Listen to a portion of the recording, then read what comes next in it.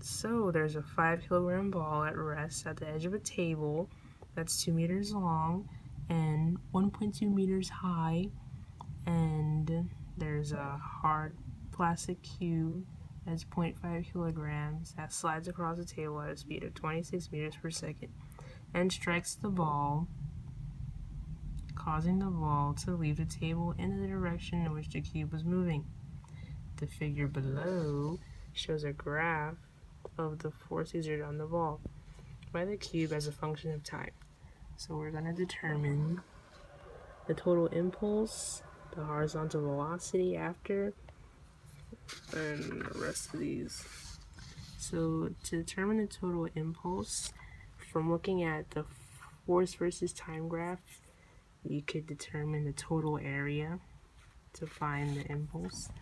So, favorite part, impulse equals the area. So looking at this shape, you could break it up into 2 triangles and a rectangle. So the area of this and this of the 2 triangles would be the base times height over 2, the base being 4 times 10 to the negative 3 times the height of 2 times 10 to the third over 2. These 2 triangles are equal in height and length, so we could just double this value and we end up getting 4, and the area of the rectangle is the length times the width. So LW equals 2 times 10 to the third times, from 4 to 6 is 2, so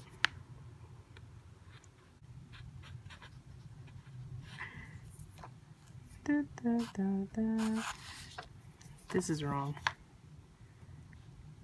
Actually, this is right. Multiply by 2 because there's 2 triangles. This is 8, and this ends up being 4. So the total area is 8 plus 4, 12. So the impulse is 12 Newton seconds is the impulse. Part A right there. And then for part B, so part B says determine the horizontal velocity of the ball immediately after the collision.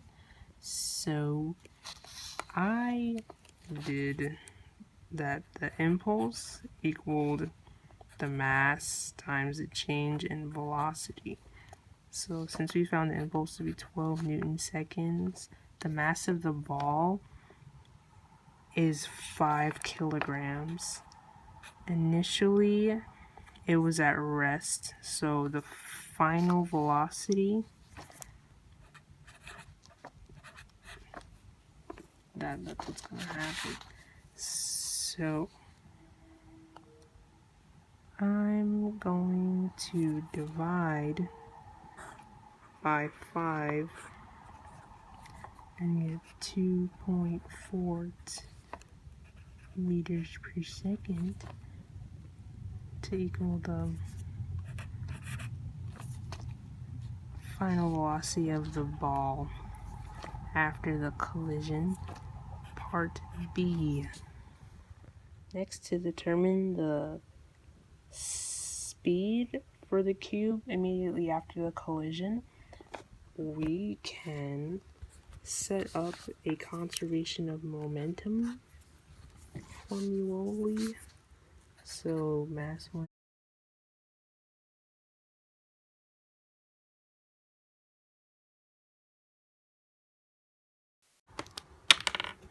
So we could say mass 1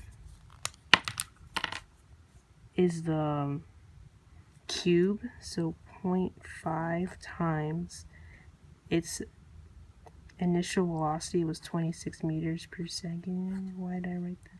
Plus the mass of the cube, 5 kilograms, times its initial velocity, because this is before and after, equals 5 times 2.4 plus 0.5 times V2. This is of the ball, and that's the cube. So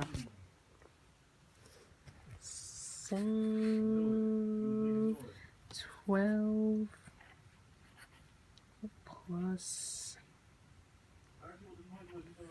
0.5 V. We're going to subtract 12. 1 equals 5.5. 2 equals the meters per second, equals the final velocity of the cube immediately after the collision, and its direction of travel, if it were to move, would be right. This seems correct. It would travel right.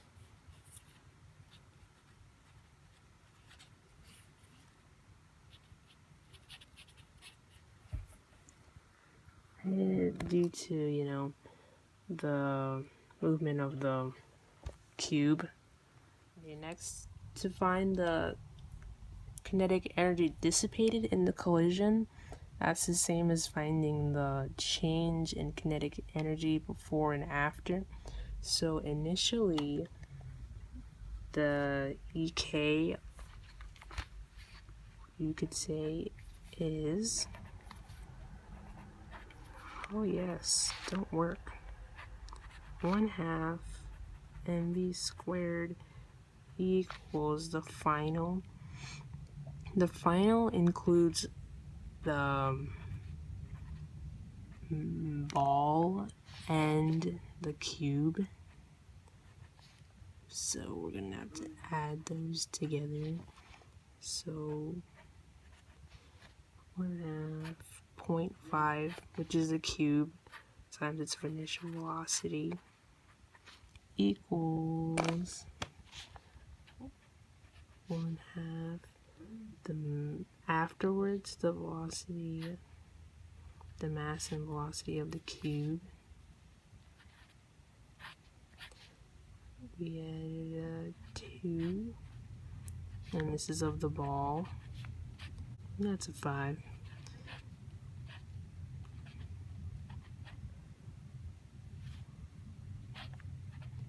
Square, get 169. What? Oops, I did this wrong. It's a minus. This is why you write your equations out. The change in EK equals the final minus the initial. This is the final, and this is I put them in the wrong spot. Anyway, we're going to get